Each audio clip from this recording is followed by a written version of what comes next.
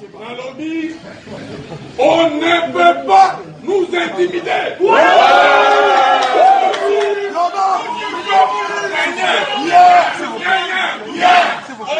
peut pas nous intimider.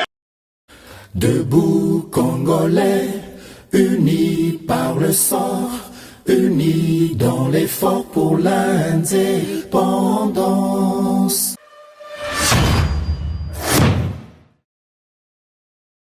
Boza, le bienvenu na GCAM Télévision, fidèles abonnés, chers internautes, amis de GCAM Télévision, na Pesibino, Matondo Mingi P. Merci Penda Mingi pour la confiance et fidélité bozo accordé na émission Oyo Debout Congolais.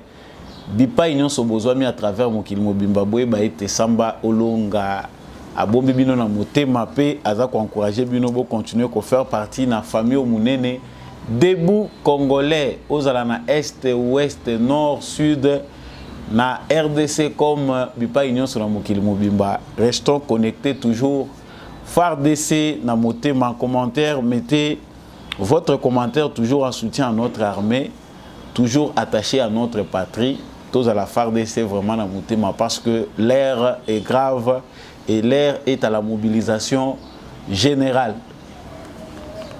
Boyebaka ete yambo émission oyo ebanda nazalaka toujours na tradition ya ko rappeler na biso ete justice ya Nzambe ezalaka pe ezalaka na lolenge nyonso ya ko faire payer biso oyo nyonso tosalaka na se ya moi soki yo ko échapper na contrôle ya batu yeba ete Nzambe ba échappaka ete même na mabele awa aussi longtemps que vous êtes vivant tu peux payer les prix de tes actes même dans l'au-delà tu finiras par les payer soki yo ko bata mabiso Nzambe ba bata makaete soki yo ko leka biso na makasi Nzambe ba leka kaye na makasi te. Azaka na moyen oyo akokitisa yo po yebake vous n'êtes qu'un simple être. Yango il faut que ça la malamu po justice ya Nzambe. Moto mon côté a échappaka na contrôle na yango. Voilà, l'actualité est riche, diversifiée, très complexe. Actualité za ko énerver, actualité et ko se faire souffrir, ça dépend ya ndenge yo ko zwela yango. Mais l'actualité na biso est très dominée dans makambo ezaleka toujours à l'est de la République démocratique du Congo. C'est par là qu'on va commencer par ces communiqués de l'armée qui parlent d'une aventure na modèle ya Batuti oyo armée rwandaise azali ko préparer dans les Massissi, dans la périphérie du Massissi. Il y a des colonnes de militaires rwandais au Bakoti avec pour objectif massacrer les Tutsis, créer un génocide au Bango, Bakotia Namutu. Il y a armée congolaise. Vous aurez l'occasion dans cette émission de suivre ces communiqués de l'armée congolaise au Bazaliko condamné agression Wanapé, Bazaliko appelé peuple congolais na vigilance.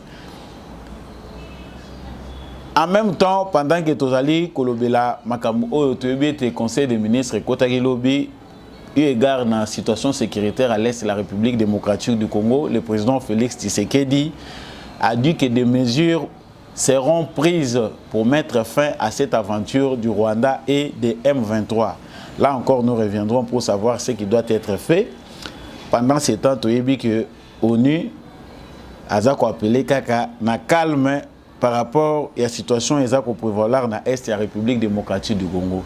Et parlant toujours de la situation sécuritaire à l'Est de la République démocratique du Congo, nous allons aussi faire le tour pour voir cette interview de Paul Kagame accordée encore une fois de plus dans Jeune Afrique, où il parle de la situation à l'Est du Congo, de ses relations avec la République démocratique du Congo. Nous savons que Paul Kagame, ces derniers temps, est très bavard. Outre à propos du ministre des Affaires étrangères qui parle de la situation et des relations qu'il est lié avec le Congo, Kagame, qui est devenu bavard, avec arrogance, pourquoi il doit intervenir dans la République démocratique du Congo. Il ne se cache plus pour parler de son soutien ou de son implication dans le mouvement des M23. États-Unis, Aline Komimelabiso, Wapi, Paul Kagame, qu'est-ce qui a fait que et freiner les sous-situations autour alors que Makambozaï a avancé?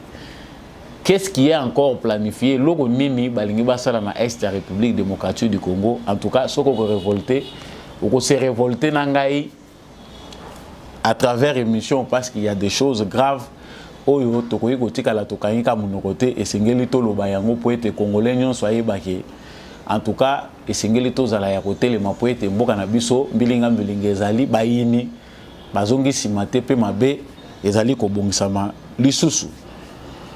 Tant tolongwa na makambo etali situation à l'est de la République démocratique du Congo kasi tosala pe to moke pona koyeba makambo oyo ezali koleka na scène politique tomoni que tous allez courir vers des élections oyo ezali vraiment improbable par rapport à l'analyse au biso tous allez ko sala mais tout moni bato baza kolongwa ebele na boatu ya PPRD na boatu ya kikabiliste pona kozonga na kati ya koya kokota na kati ya union sacrée tout monaki Évariste Bochab, professeur Évariste Bochab asili bongo kolongwa na PPRD pour na créer parti pour adhérer na union sacrée pour créer parti politique na ye.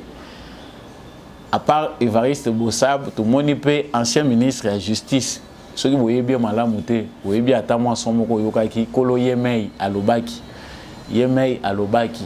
On ne peut pas nous intimider. Voilà.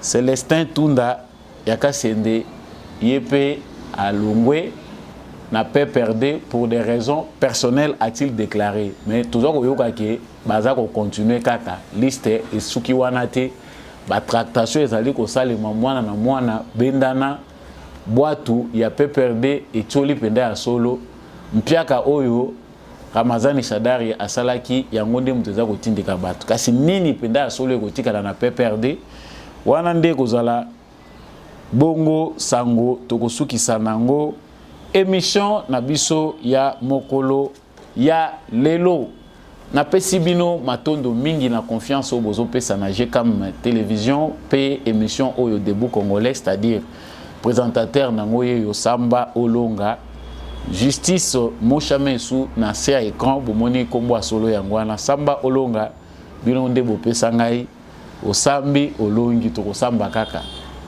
donc ceux qui peuvent soutenir émission oyo Top chaîne OGCAM télévision, le numéro est en bas de votre écran. Il faut le faire pour émission Nabino et Koba toujours ko éclairer Bino. Ceux qui opposent éclairage, partagez l'émission Oyo. Surtout abonnez-vous si vous n'êtes pas encore abonné à cette chaîne. Partagez surtout. Mettez en commentaire depuis quelle ville vous soutenez nos phares DC parce que on a des devoirs et des obligations citoyennes d'être derrière nos phares DC dans cette menace ou bien dans cette agression rwandaise et d'autres agressions multiples. Nauti ko lobelabino na sommaire awake communiqué ya armée. Les forces armées de la République démocratique du Congo ont fait un communiqué. C'est-à-dire ndenge boza ko tangango communiqué ya armée na biso ndenge bomoni yango wana. Communiqué des forces armées de la République démocratique du Congo après Kishiché et Bambou. Le Rwanda prépare un autre pogrom visant les Tutsis congolais au nord Kivu. Après les massacres des populations civiles à Kishiché et à Bambou en territoire de Rutshuru, de faits probants et des renseignements précis renseignent de la présence aujourd'hui dans les Massissi d'un corps expéditionnaire des forces spéciales de l'armée rwandaise chargée de commettre un autre massacre ciblé contre des Tutsis congolais afin d'attribuer ces actes ignobles aux forces armées de la République démocratique du Congo et de trouver un alibi convaincant pour justifier devant l'opinion internationale la présence des troupes d'agression rwandaises en RDC. L'acharnement de l'armée rwandaise sur Kishanga et les autres agglomérations du territoire de Massissi a pour objectif de se livrer à cette sale besogne et constitue la volonté manifeste du pouvoir de Kigali de commettre un énième pogrom conformément à ses habitudes et à sa culture génocidaire. Ainsi, les forces armées de la République démocratique du Congo appellent la population à plus de vigilance. La République démocratique du Congo et son armée sont déterminés de mettre en œuvre tous les moyens disponibles pour la défense de l'intégrité territoriale de notre pays et rétablir la paix tant entendue par les populations congolaises pour leur développement et leur épanouissement. Ndenge boyoki koyoka bandeko na sepelaki kotanga yango na lopoto ndenge boyoki yango armée na biso ya ekolo Congo démocratique ezali ko dénoncer sur base ya ba renseignement oyo bango bazui préparation moko ya aventure par l'armée rwandaise ba militaires rwandais ba ye lisusu na sol congolais. Ils sont eux-mêmes en train de planifier un génocide contre les Tutsis congolais selon les propos de notre armée et baya kochango na mutu ya armée na biso na yango bango ba bengi peuple congolais na vigilance pe bazali koloba ete République démocratique ezali déterminé pour na mettre en œuvre ba moyens disponibles pour na défendre intégrité ya ekolo. Yambonga ina kota na muzindo makambo nazani eloko moko nga na monaki esengeli pe na langage na biso en tant que ba congolais na ba institution en mboka na biso toyeba ko lever équivoque sur appellation tozaka nango souvent ya ko bengaka ba Tutsi congolais. Franchement, c'est quelque chose qui n'existe nulle part au monde et zalakate. Mais tozo mona ngo plus biso toza ko poussa na plus ba français au biso toza ko tanga na mboka na biso tozo kotisa ka culture moko eloko yo tozo dramatiser ngo na ba formule au biso tozali ko utiliser. Notre armée fait un communiqué, mais notre armée parle de Tutsi congolais. C'est-à-dire une tribu. Au Congo, il n'y a pas une tribu Tutsi. Tozalaka nangoti. C'est au Rwanda qu'il y a les Tutsis et les Hutus. Le Congo a des nilotiques.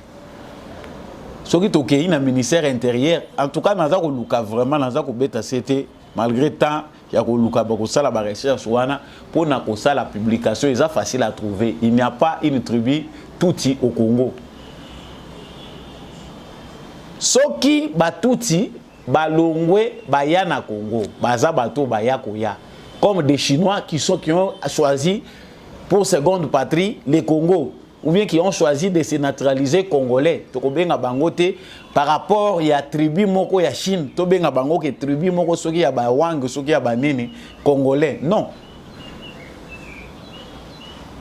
Tokobenga bango par rapport à origine ya mboka na bango. Bango nyonso kitunga moko, qu'il soit Hutu, qu'il soit Tutsi, ce sont des rwandophones vivant au Congo qui se sont naturalisés congolais to éviter et belé parmi bango so basali yango. En tout cas, ils ont point à liboso na ngai ko banda nango parce que to e debiso ba lettre basé belé na Congo bato yo baza ko landela ka syntaxe origine ya ba mot signification nango baza ko pesa sens chaque jour na ba mot to za ko utiliser ka to longole loko parce que zo sala ka malamu te soki bato nyonso yo groupe moko ethnique bakobanda ko se retrouver na Congo et que tozala obligé to appeler bango par rapport ya groupe na bango ethnique to banda ko zala ka na ba problème ezolanda ka biso. C'est que bango moko pe bazomona ke baza catégorie moko à part ou il faut bazwa ka pe traitement moko à part parce qu'on les appelle Tutsi congolais basi pe ba victimisant ndenge wana. Alors là n'est pas l'essentiel. Essentiel les alliés likambo ya armée abimisi o toza ko bimisa mikolonion soawa. Koloba stratégie oyo Kagame azanango ya kolinga ko créer un chaos à l'est de la République démocratique du Congo, chaos oyo ko permettre yeke apousa mikolo ya règne na ye pe azwa souffle par rapport ya difficulté azako se trouver nango na ndenge Congo et exposé yé na scène internationale. La vérité a éclaté au grand jour. Naloba qui une émission et les cas qui lobby, c'est que a fait les États-Unis d'Amérique, chose que nous dénonçons, il faut tout dénoncer avec beaucoup d'énergie,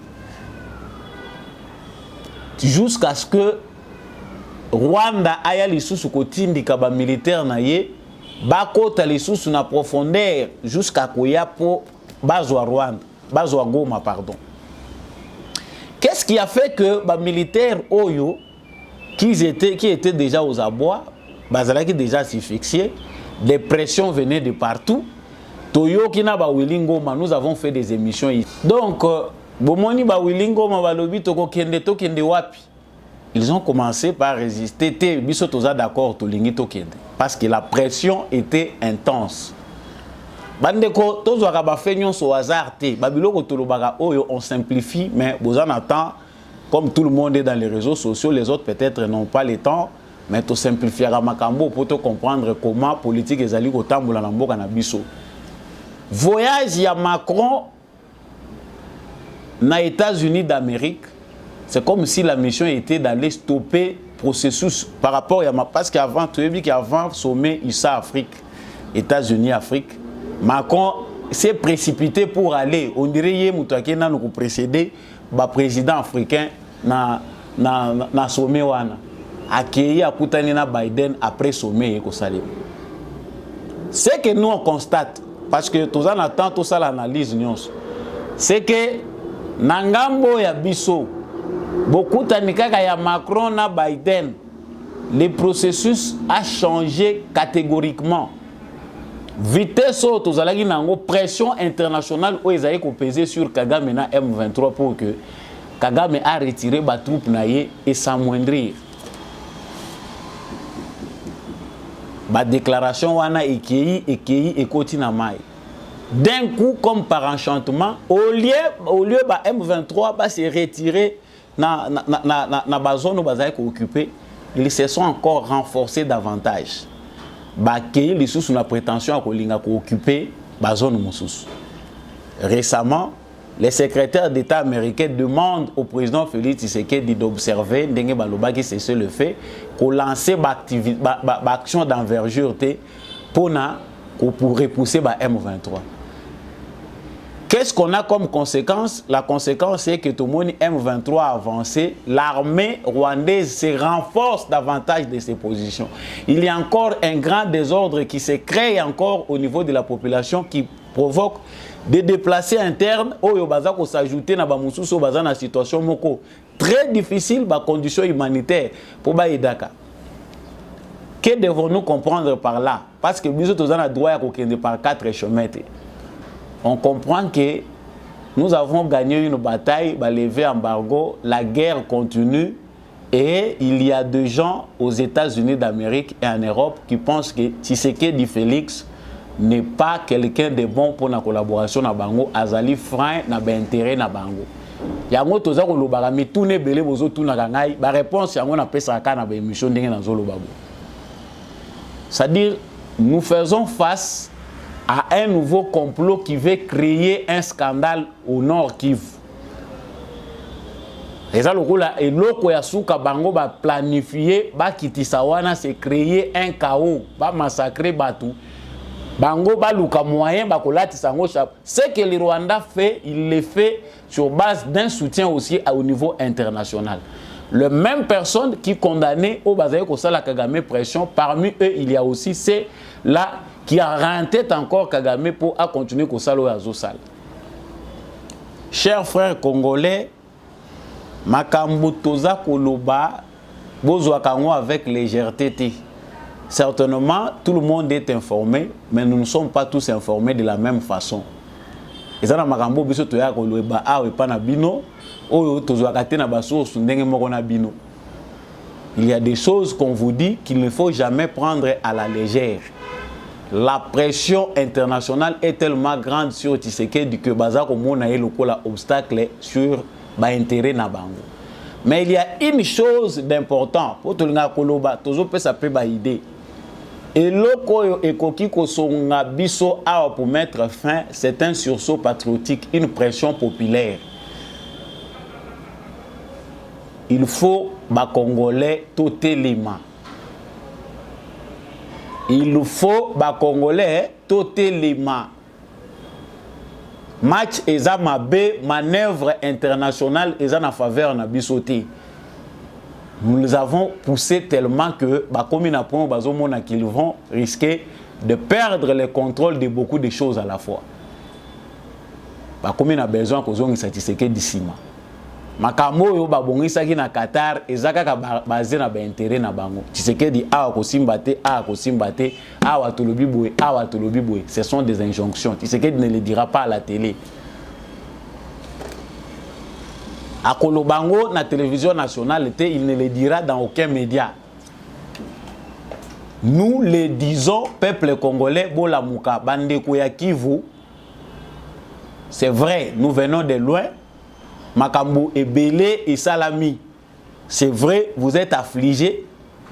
C'est vrai, vous vivez l'oppression.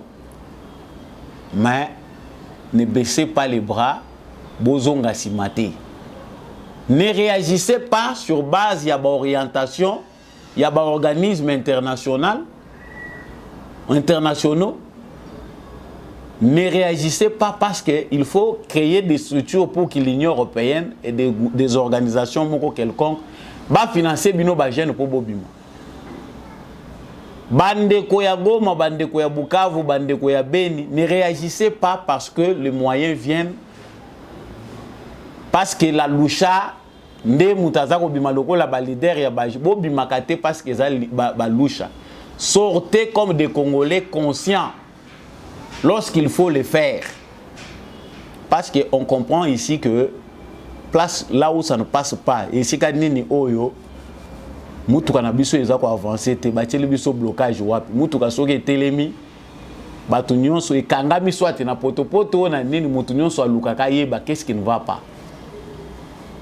Les problèmes de l'Est du Congo, il y a des solutions à l'international envisagées, il y a un plan au niveau national envisagé. Mais oyo tokomi komona ezako salema ezako senga tolobela yango. Kaka États-Unis moko wana aza partenaire privilégié à Congo, kaka en Amérique moko wana makamususu ezako salema ezako kembete na intérêt na biso. Ça passe ou ça casse. Soit on est debout, on les réclame. Bino Batuboza Pembeni, Yaba Américain, vous êtes Congolais, vous avez longtemps duré aux côtés des Américains, Boyebi Bango Malam, interpellez les, faites du bruit pour les Congos. L'air est grave. Oignon, Sotozako Loba, wa Baye, Bazingi Goma, Bazako Luka Kwantouré Goma, Bazako Sala. Outre, Batunabiso, Tozana Bango, Toyebi, que ce sont des tops au sein de notre armée. Il y a un complot encore international en gestation. Balingi, que Gome Koué, Yapo, Tshisekedi, a cédé na ba pression na Bango. Yango Bazoko Kakolo Bango, te Bazoko Sakabiso, Tshisekedi Salaboy, Tshisekedi Zelanano, Salaboy, Salaboy, Salaboy. Biso, tant que Tozo Tchat, Tshisekedi pression, nous ne savons pas que c'est sa tête qui est en jeu. Personne ne souhaite Tshisekedi Akoufa. Personne ne le voudra. Même Batumsou se belé à Mitema Mabe, Bazo Lingayete, mais Bakoko Ndimate. Personne ne le souhaite, personne ne le veut. Mais nous devons aider notre frère. Parce que ça facilité qu'on inverser Koubro. Il l'a dit si haut dans cette tribune-là. C'est risqué, hein? Mais il a compris que Nakokangasu Monoko, tant que Nazo Kangamunoko, il faut na lobaka. Et il faut que les Congolais prennent avec beaucoup de considération ce que le président Félix Tshisekedi dit. Et ça pour nakola musa peuple na ye, et loko bazo bomela biswawa, et loko ezo salemao. Il ne peut pas le dire de manière brute, il faut censurer en gros comme un dirigeant politique pour nakoko misela biso malo. Nous le disons, toza ko lobango na bino, lisu likolo ya lisu. Communiquer armée yango ezoloba bien, armée peut communiquer. Peuple, vous à la vigilant. Et là, qui botelema. Il n'est pas question que nous avons une analyse sophistiquée, ni boyer, tout ça. Non. Ce qui nous reste, nous, Congolais, c'est un grand sursaut patriotique. Tous à la bisson sur l'Ilobamoko. Pendant ce temps, il y a une catégorie de politiciens qui pensent que pour Nabango, la meilleure façon de faire, c'est d'acculer Tshisekedi, penser que lui, qu'on diaboliser, qu'on présenter sous un mauvais jour aux Congolais. Tout ça, c'est lui qui a créé. Basi Babouma qui M23, Tshisekedi Nde Moutake Kola Moussa Kagame. Chaque jour, nous, on est obligé de le dire. Toujours le Bakango, chaque jour, pour ceux qui nous écoutent, on peut beaucoup transmettre pas Baninga. ce n'est pas gratuit. On sait que aussi tout fait mingi, tout nyokwa mingi, mais ce n'est pas le temps de baisser les bras. Ouverture si nous savons comment il faut défendre notre patrie, Nassima Tshisekedi. Je profite en même temps pour Belango sur l'interview de Paul Kagame, interrogé sur Jeune Afrique. Makamouni ni Kagame Azako Lobatango Bazako interrogé. Donc, Kagame n'a plus de scrupules lorsqu'il s'agit de parler de sa mainmise dans l'instabilité à l'est de la République démocratique du Congo. Makambo Bazako Tuna Yeza Makambo Basi Batuna, mais arrogance a commis Kolobela Nango. Il a ici déjà que c'est quelqu'un, bien que déjà au bout, mais il tire cette arrogance-là, Azako continuer à persister face à certains de ses alliés Oyo, ba position na bango ezana nucléaire. Alors que le sort de Kagame est connu, sort ya Kagame est déjà connu, ce qu'il faut faire de Kagame est connu au niveau international. Mais au nom de leurs intérêts, Kagame devient arrogant. De Kamboya FDLR, il pense que l'accusation selon laquelle j'interviendrai au Congo m'importe peu, ce n'est ni la première ni la dernière. L'important est de savoir pourquoi j'interviendrai. Si vous ne vous posez pas cette question, vous passez à côté de l'essentiel. Or, la réponse est simple. La menace qui fait peser sur notre sécurité l'activité d'un groupe imprégné de l'idéologie génocidaire, c'est-à-dire les FDLR. Combien de fois Kagame s'est introduit chez nous pour chercher les FDLR? Combien de fois, sous le régime de Joseph Kabila, de manière officielle, Kagame est entré au Congo pour résoudre des problèmes des FDLR? Kunda batwa royo Kagama ya kozwa wakenda na yekuna ou se disait congolais, est-ce que basi bazongi saya?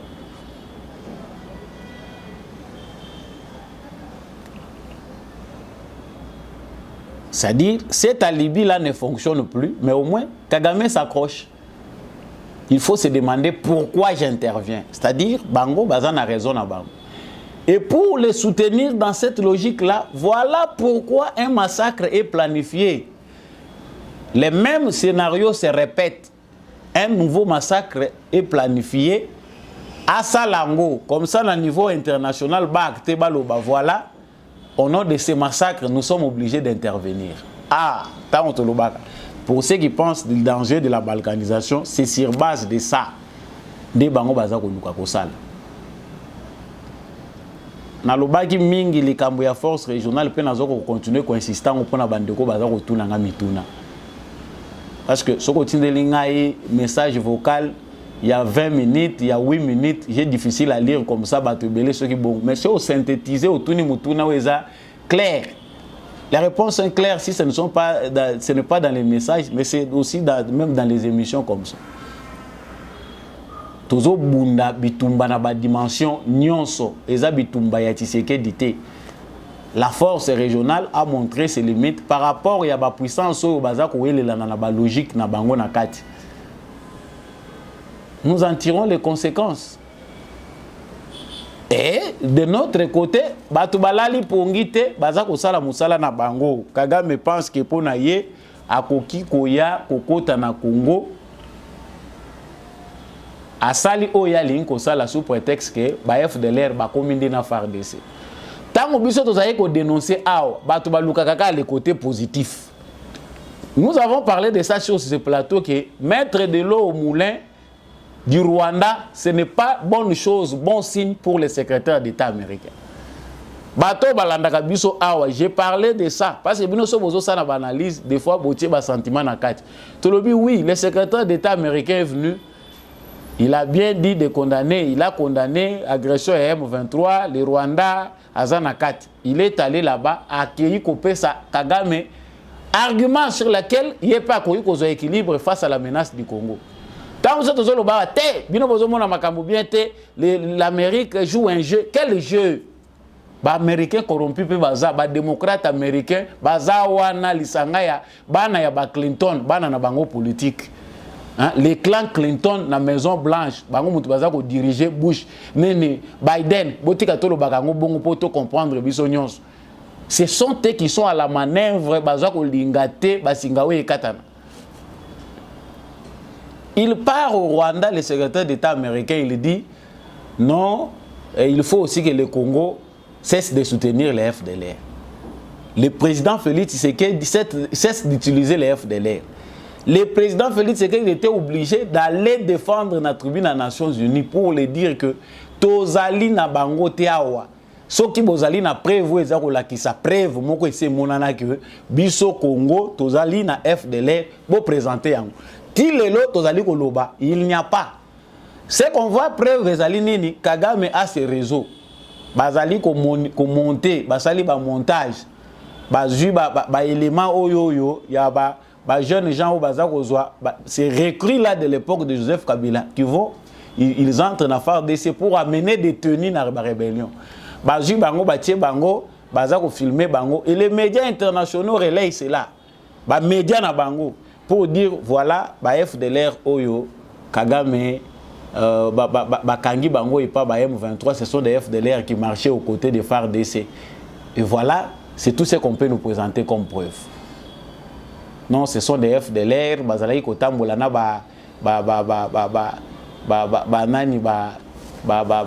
FARDC, tokangi bango yo baza ko témoigner. Et aujourd'hui maintenant, langage ezali les sous-souté ko lobake mingi ba FDLR, ba komi ko lobela ba mercenaires. Non, le Congo est en train de marcher avec des mercenaires et des groupes de l'autodéfense, Maï et des FDLR et komi baza ko te pa ko luka ba argument. Ce qui n'est pas clair, c'est que ces arguments-là puissent être relayés au niveau international. Tant que ça kabino ki awa ke guerre biso tozo bunda, il faut toza na stratégie à makasi. Tozo bunda na Rwanda yemo kote biso toko ko déclencher guerre awa contre Kagame.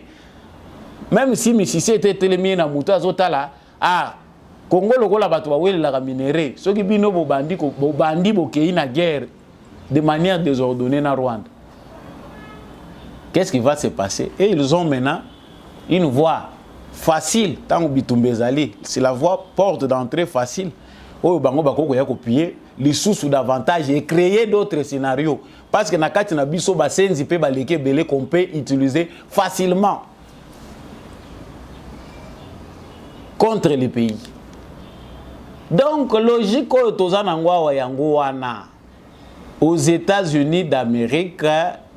Ça s'affronte les idées. Les républicains, bazana bango na problème à ta mon côté. Vous avez vu les propos du sénateur républicain Oyo Azaïko défendre qu'il faut tous avoir des sanctions contre Rwanda. Pourquoi les sanctions sont tardaki? Les démocrates vont vendre les dossiers. Clan Clinton, les millionnaires vont s'enrichir à Wana Banai na bango. Vont vendre les dossiers.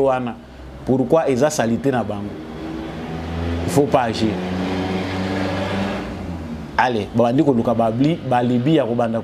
Tango baké kuna ba sololi na ndenge na bango, Blinken veut maintenant, Anthony Blinken, le secrétaire d'État américain, veut maintenant imposer à Tshisekedi une logique illogique, sanguinaire. Biso to kanga maboko ba agresser biso. Te zela.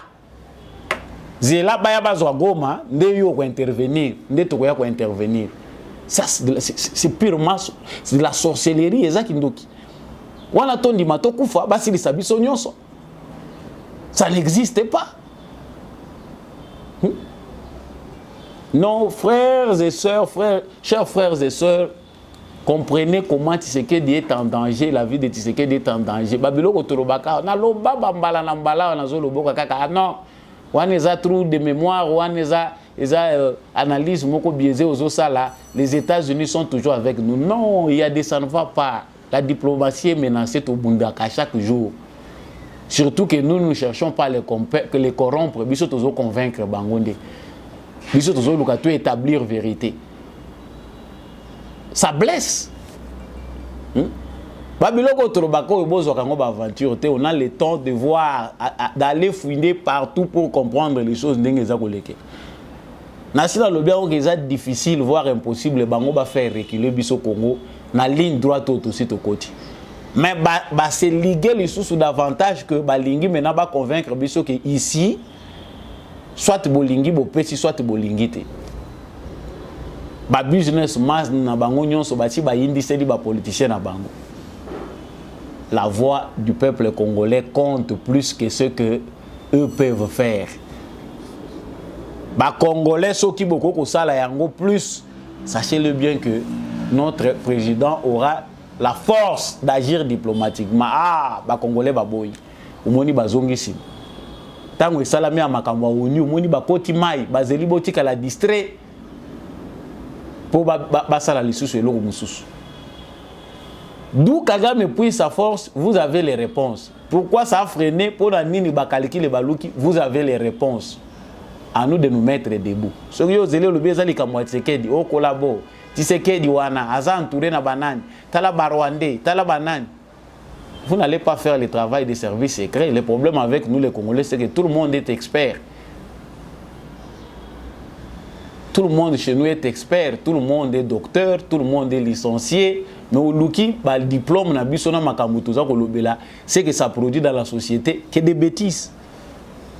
Au Luki, différence entre ba intellectuel ango baza ko se vanter na ba lettré ango ozo mona pété. Aujourd'hui, et les kuluna et ceux qui sont censés au baza ko se prévaloir ba lobby que toza ba intellectuel, toza ba élite, confusion totale. Bande koto la mukato tika ba distraction. Quittez la distraction, chers Congolais. L'ère est à la révolution. L'ère est à la révolution. Tu sais que c'est une révolution douce. Yango bazako inaye. Batumsu bazolo baobolo bakangote bozolo kele makambu. Non, non. Vous n'allez pas interdire à tout un peuple. Biso to kanga munoko. Tu sais que diakangi munoko. Biso pe to kangi munoko. Ça n'existe pas. Un peuple se libère. Tout de suite, aux yeux bénédiction angwana. Mais il faut nous.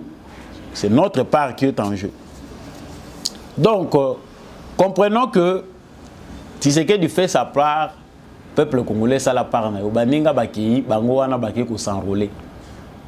Parce que les gens pensent non nyonso Tshisekedi akosala ko ya ko yebisa biso. Tshisekedi fait des grandes choses. Peu importe bitumba baza ko bundisa ye, mais muto azana sagesse à comprendre et non non ça c'est un pas de géant. Je vous laisse suivre cette vidéo du commandant du chef d'état-major général de FARDC qui est allé rendre visite à la nouvelle recrue, il y a FARDC na Kamina.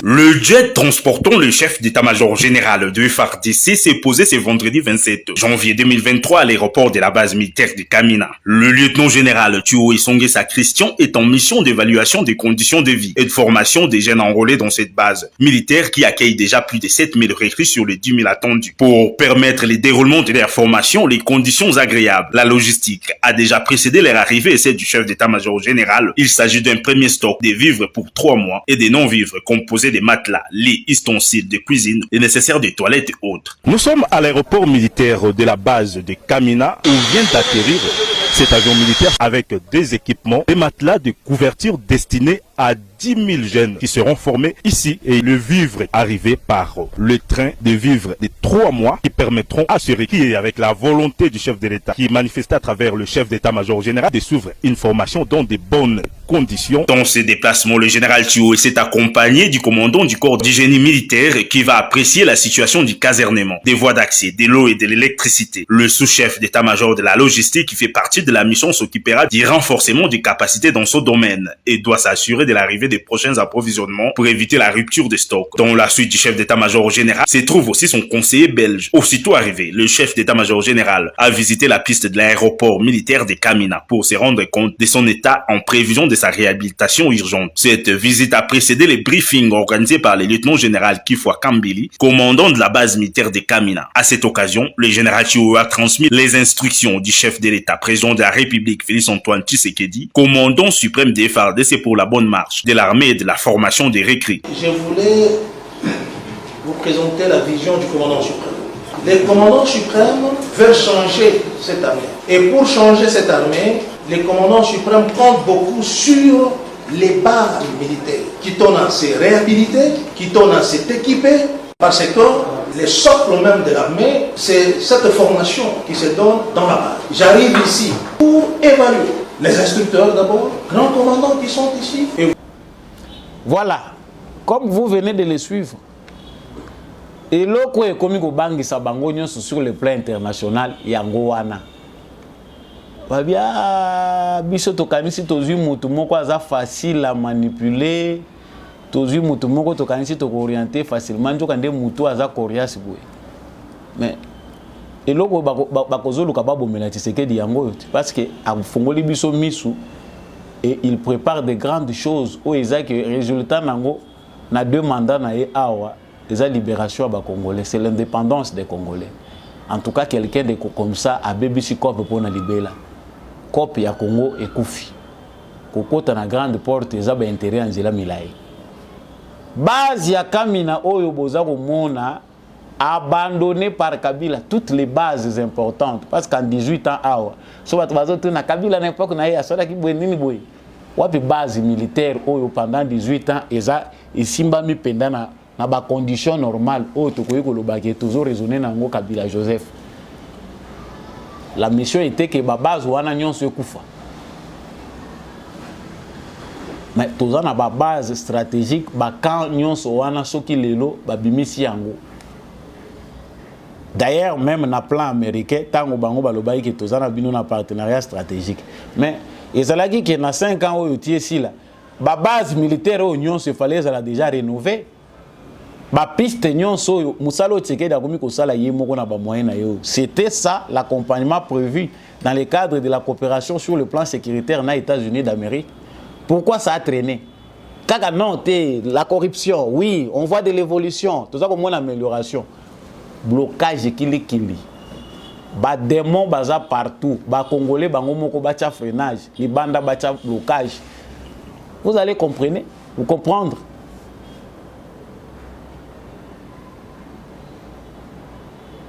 Chers téléspectateurs, Tshisekedi fait un sérieux travail. Tout ne peut pas être dit, mais Moussala Pende Zape Kosalema. Toloba we singeli koloba place singeli ko beta maboko singeli to beta maboko. A visitaki koto 10 000, ba yokona ba moni 7 000. Ba musupe bazali banda bazozela balobi to ozela oisila to kota lisusu. Toza besoin to ya lisusu. Les Congolais sont nombreux. Donc, message au balancé na bango qui bamoni pendant que oui, il y a mobilisation. Alors, il faut le faire plus. Nous avons dit, pendant ce temps, Kabila, boîte union, il y a espoir, il y a outre les mines qu'il nous avait laissées. En tout cas, bakasi nyonso ya pe perdre bango wana bakomi kotika Kabila bazobima balobi. En tout cas, l'espoir a fini par s'envoler. Professeur Évariste Bochab Acholi, Célestin Tunda Yakasende Acholi mutu ya yemeye. J'ai voulu nasenga nanu na régie bomo na vidéo ya tout le monde comédie dans beaucoup de belé. Tout ce qu'on vous suivez d'abord cette courte vidéo. Il y a Yemei, tu veux éviter à Bossani ou à Bossanité. Viva! On ne peut pas nous intimider. On ne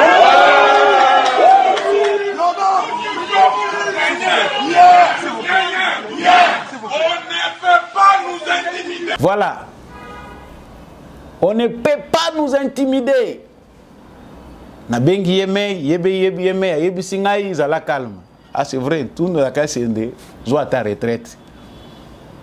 Le professeur Évariste Bochab, professeur, étudiant il a vraiment de la matière. Mais vous rendez certains étudiants perplexes dans la scène politique. Il s'est contredit lui-même dans la science où il a expliqué aux étudiants autrement pour défendre un camp. Alors tout n'a pas awa uzo kolongwa kuna olobi okatisi oyena union sacrée. Professeur d'université. Siko awa bokozala koloba ndenge moko na mbata. Siko awa bo s'associer maintenant, vous aurez maintenant la même théorie. Là maintenant Kabila ne peut plus postuler. Ah, politicien congolais. Oyo koto yemei. Toyoki pe Janine Mabunda na mobali na ye. tout la mwisi ya zaza boato ese choli nyonso ekoti mai. Voilà les gens qui ont contribué longtemps à mettre les bâtons dans les roues de la République, ko gêné Tshisekedi à diriger mboka na lolenge ya malamu te. Congolais bango wana sikoyo bamoni ko luka ko sauver vie na bango. Tozo mona mutu moko ta tiki bo alobi te na zongi na village natal na ngana ke ko sala bilanga. Bango nyonso bazaka ka 13 bazo continuer kozala kaka très utile pour la nation. Que ceux qui ont longé pas Kabila, dernière destination pour être sauvé, c'est l'union sacrée. Nasia wa pe tozo yo kamatata ponyo négocier aussi à sa manière. C'est que humanité, ceux qui toko benga bongo entre guillemets, pour justice à Congo landela yote humanité bazo zongo na union sacrée. Tala bo sakana na bisote, bo sakana na ba venir na bisoti. Bano Joseph Kabila kutaki ba jeune, bano ba botami n'époque Joseph Kabila baba kuluna. Ba diplôme nyonso Kabila produire pendant 18 ans toyebi niveau nini o ya tikeli ba congolais. O sakana na ba congolais te. Les Congolais ne sont pas si bêtes pour continuer à recevoir. Yango nazolo ba congolais pendra tant bozo bundisa M23 mais ba mususu yango frère mususu na développement yango blocage mususu yango. Donc, naba ajo bokomi nango wana bokoyi pété obimi olobité. Je pense que nan moni que nazo mettre fin à carrière politique nanga. Union sacrée destination finale. Biso stoke ndeko sopana kuna. Mobutu, Kabila fils Tshisekedi. Jeunes gens, prenez-vous en charge. So yo tangi po zape na diplôme à licence ozo mona ke na coin wana yo faut soutenir kaka honorable yo ozo pe sa valeur te etalibino tambe molimo freinage molimo me blocage yango ba mentalité na bino médiocre muto aboya zongi apesi bino polo bozu ba 5000 francs bo accompagner yake kozwa carte ngabo tiki ngana ke ngamoko. C'est compliqué. Vous ne pouvez pas vouloir une chose et son contraire. Comprenons, chers frères congolais, que Makambo, Trobagi classe politique, c'est vrai. Oyo, Ezali Kotali Sabino, pour les Congolais qui réfléchissent, c'est l'enterrement du kabylisme. Mais Moussou Salobi, pour ça, se noyer, il faut na kati sanangambo. Ramazani Shadari akei akeko kwea kuna na nani na fief na ye place ya yebi ke wana penda fief na nga ba modiri ye balobi en tout cas yo liwande tozo sengela Zambe sala Shadari akufa.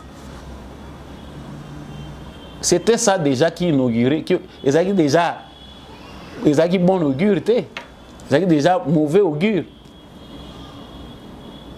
Ça présageait déjà que peut perdre ses coups. Ce que bino ba jeune bolobité ba vieux wana ba kende biso toza on hérite pas d'un cercueil. Hein? Yo moni cercueil ba hérita kango ote bango ba kende nous qui sommes restés biso nde mutozo tikala ko ce qui boye bagi hein. Biso tozo kanza Kongola za zoba me batu pe bazo timba tiseke da yena mupepe moko ta on kamaka mu Félix seke da zo sala batu bazo kanza Kongola zo mona ngo pendate. Attention.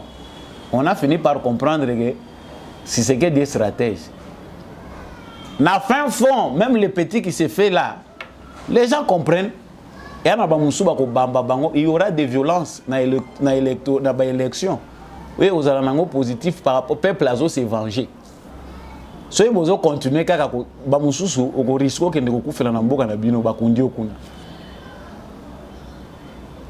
pour les attardés jeunes Congolais, c'est le temps de vous prendre en charge. Voir Nabino Moutezo compter plus. Si vous pensez que Namenito, il faut qu'on continue à l'andaka batu na sima. Et Talibino, nous avons dit, voilà, chers téléspectateurs, l'actualité, il y a les lots, Nakanisi et Sukiwana. Ce qui est important pour nous, Congolais, se trouve là. Nous avons longtemps, nous Congolais, agi en pensant que la nature nous sera favorable pendant qu'on n'arrive pas nous-mêmes à prendre conscience que c'est nous qui devons être acteurs. La nature ne nous a pas été favorable parce que il faut faire réfléchir ça. Les cerveaux doivent fonctionner. Aujourd'hui, tout ça rattrapé par les événements. Il ne suffit pas seulement d'avoir les richesses, mais il faut avoir aussi un cerveau qui va vous aider à savoir mieux vous protéger ces richesses. Les lois sengeli bisognon surtout comprendre que Congo Oyo pour tirer quelque chose d'important na ba minéraux na ba richesse nyonso na ba différents plans on zamba pesi biso il faut to batailler dur pour tous à la main. Alors n'hésitons pas de révolter nos enfants, de créer la révolution à travers l'éducation de nos enfants. Partout où vous vous trouvez, que vous soyez à l'extérieur du pays ou à l'intérieur du pays, révoltez vos enfants. Créez une révolution à partir de l'éducation que vous donnez à vos enfants. Apprenez à vos enfants l'amour de leur patrie. Yebisa moi no que kukufa pour l'école au Congo, kukufa pour na mboka na yo, eza péché te. Eza honneur. C'est de là que ça doit commencer parce que nous civisme tozwaki ezaki na taille ya ko sécuriser Congo te yango lelo Congo eza yango ezali. Ne ratons pas encore l'éducation de nos enfants pour ne pas leur dire ce qu'il faut leur dire. Tout peut sa histoire à Malunga na bana na biso. Merci émission na biso Yesuki wana. Merci mingi na ndekombi à chaque wazaki na sima caméra. Émission ye comme la bino. Matondo mingi na apôtre Gérard Kabea. Matondo mingi na maman. Apôtre pona. Ndenge boza ko continuer ko accompagner biso na émission au début congolais. Merci mingi na l'homme de la vérité des urnes, Jean-Louis Timbalanga. Merci mingi na monsieur le maire adjoint Boniface Mpunga en France. Merci mingi na maman Bill Bilonda. Merci beaucoup à maman Lisette Mongendou. Merci à tous ceux-là qui accompagnent l'émission Debout Congolais. Héros dans l'ombre. Bino pe bozaka na biso bozo travailler pour être émission Oyo et Koba Kotombola Ekolo Congo et éclairer lanterne à Congolais. Que vous soyez à Bukavu, à Goma, que vous soyez au Tanganyika, que vous soyez au centre du Congo, aux Équateur, na Kasaï, na Bandundu, na Congo